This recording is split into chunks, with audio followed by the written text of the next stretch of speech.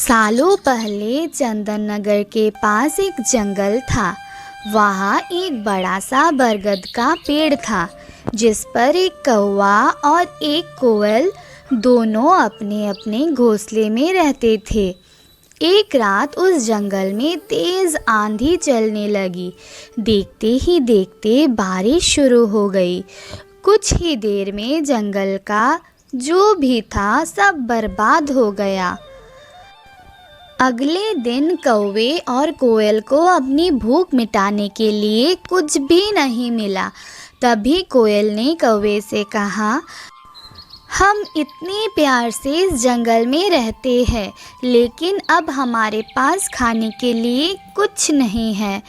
तो क्यों ना जब मैं अंडा दूँ तो तुम उसे खाकर अपनी भूख मिटाना, और जब तुम अंडा दोगे तो उसे खाकर मैं अपनी भूख मिटा लूँगी। कौवे ने कोयल की बात पर सहमति जताई। संयोग से सबसे पहले कौवे ने अंडा दिया और कोयल ने उसे खाकर अपनी भूख मिटा ली। फिर कोयल ने अंडा दिया।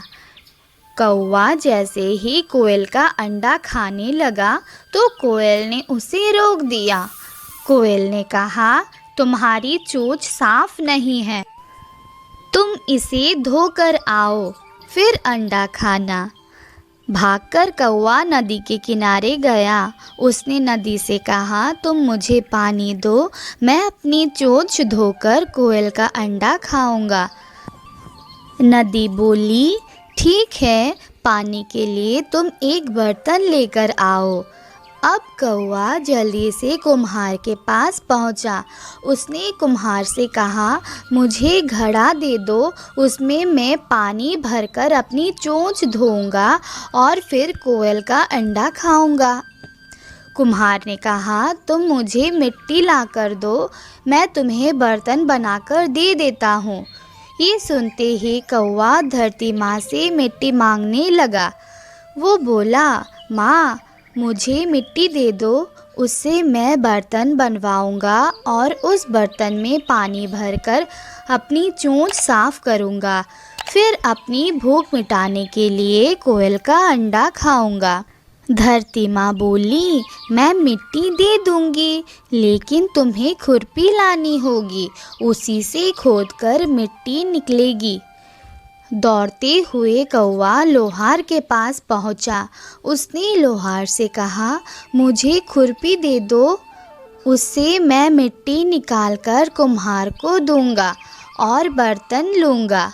फिर बर्तन में पानी भरूंगा और उस पानी से अपनी चोंच धोकर कोयल का अंडा खाऊंगा। लोहार ने गरम गरम खुरपी कौवे को दे दी।